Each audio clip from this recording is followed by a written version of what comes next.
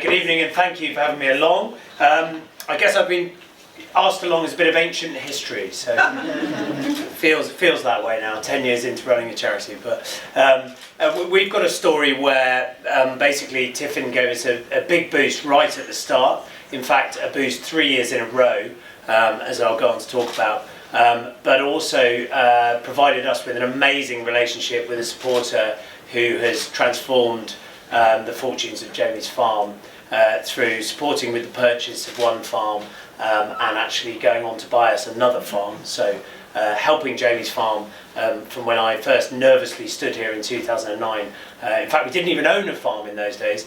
We now own 3 and lease 2 more. So there's been a major change in our trajectory from working with about 200 children per year, having around 3 members of staff, my mother, myself and one other, to having 50 members of staff working with 2,000 children a year and working across the country and hoping to head to the north in the future. So I'll just tell you a little bit about who we are and trawl back into ancient history. There I am, as I mentioned, ageing has been a major pretty scared, pretty fresh-faced. Part of I was a guinea pig in those days for a scheme called Teach First. I don't know if you. So I was one of the 2003 cohort who'd been attracted to a scheme whereby we were people who were expected to go into the city. Although, if I'm honest, I would never have gone into the city. But, although hanging out here and looking on this, maybe I should have. But it was graduates. In theory, we were the top 3%. I don't know how they worked that out, but anyway, a group of us, 187, joined Teach First in 2003, and we were the guinea pigs that proved that this scheme could work in some way. So I put on my form, I'd like to go to Camden, please, and they misread it and sent me to Croydon, which was a slightly different challenge, but I had said that Camden would be an interesting and diverse challenge, and that's definitely what Croydon was for a boy who'd grown up in the West Country, been involved in farming, much to my father, who was an architect's disgust. My rebellion was trying to become a farmer, failing, going to Edinburgh, and then becoming a history teacher in Croydon. But while I was in the school, I started to look around at the challenges that the pupils faced, and I decided that there were ways that my privileges growing up in the West Country could help to affect the challenges, and most particularly the behaviour problems that those children were exhibiting in the school. The school really was a battleground between students and teachers. They were my favourite class, and you can see they're pretty scary.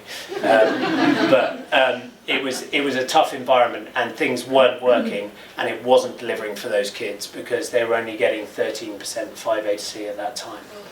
So I started to scratch my head, and what we did was we got 7 children from that school in 2006 back to the small holding in the Wiltshire countryside where I'd grown up. And I was blessed in the fact that my mother was a psychotherapist who'd worked with really challenging teenagers for the last 20 years at that point. I suppose we're on 35 years or whatever it is now. But she and I combined skills to try and get some of those kids back and start to change behaviour through a residential which would be, which turned into 10 to 12 days of, 5 days of 10 to 12 11 to 16-year-olds living and working alongside us in a rural environment. So this is a really disgusting photo. This made it into the Daily Telegraph in the early days, but I think my mum looks younger than me there as well. That was in the early days when we had a lot more PR than we do now, so we need to do something about that. But that was just one of the founding pictures. The 3 things that we do on our farms are farming, family and therapy, and I'll just talk you through what those look like. Farming is proper commercial farms. These days as a livestock producer you can feel like a bit of a pariah in certain environments, but I think the way that we do it is thoughtful and sustainable, and it's the vehicle that we use to create amazing opportunities to transform the lives of the young people we work with. We offer real jobs, real purpose. The animals are fed before the kids get their breakfast, and they're out there first thing in the morning running around looking like this, doing various jobs, ensuring that our livestock are well looked after on our farms. Even in the mud and the rain, they come throughout the winter, and they do an amazing job of looking after these animals.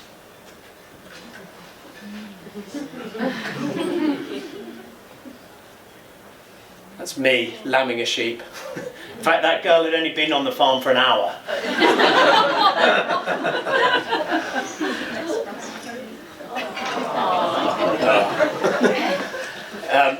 The next important element that I mentioned is family. So all meals are shared around the table. We try and provide a kind of supportive yet challenging family structure for the children.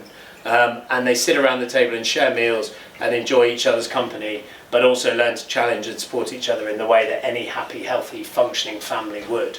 That comes in lots of different forms. One of them is the meal times.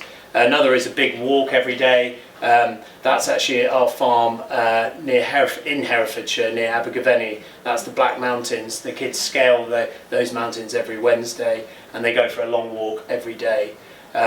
Wild swimming, we do lots of things that other organisations would think were incredibly risky and wouldn't go near. The kids chop logs, they go wild swimming, they do all the things that I think are really, really exciting and teach you a lot about yourself. And that's just one example of it. Every Thursday night we have a bonfire and the kids sit around and play music and sing. There's more of the walks with the dogs. The therapeutic element of what we do, my mother describes as therapy on the hoof. So it's not sit down on the couch and be analysed. It's let's think of practical ways that you can improve what's going on back at home, but also what's going on at school, and how you can really start to re-engage and be a productive member of both of those communities. So we employ qualified therapists on each farm who have one-to-one and group sessions with the kids, but we're really trying to move them forward in simple and pragmatic ways. Another element of that is working with horses, which is extremely powerful. Gardening, we grow all our own vegetables. That can be quite a therapeutic activity. And at the heart of our therapy, we sort of talk about real achievement and the value of that.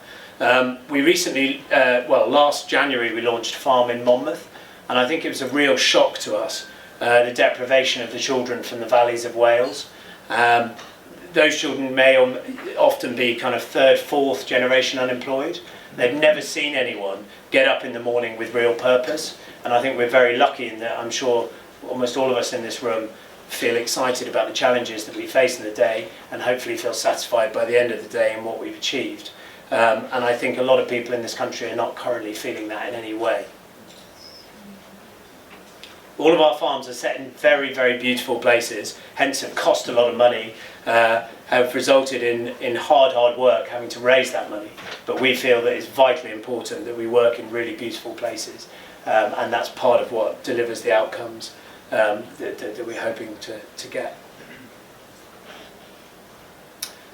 The final and fourth one around what we do really, which I haven't mentioned as such, is legacy. So we hope that this has a sustained and lasting impact on the children that we work with. We've done a piece of work lately re-engaging with some of the first children to ever come to Jamie's farm, and it's amazing the stories 10 years on of kids who've gone off to university and cited us as the moment that it made a difference. The reason I show you that slightly strange picture is that is our city farm in Waterloo, and that's where we work with the children from London who've been to the farms before. I won't dwell on this, but our impact is long-term and sustained. The most exciting of those numbers for me is that 58% of those who came to us at risk of exclusion from school, something that nowadays will cost approximately £300,000 to society if a child is excluded from school, the long-term impact of that, engagement with the criminal justice system, etc. And 58% of those who come to us are no longer at risk 6 months on.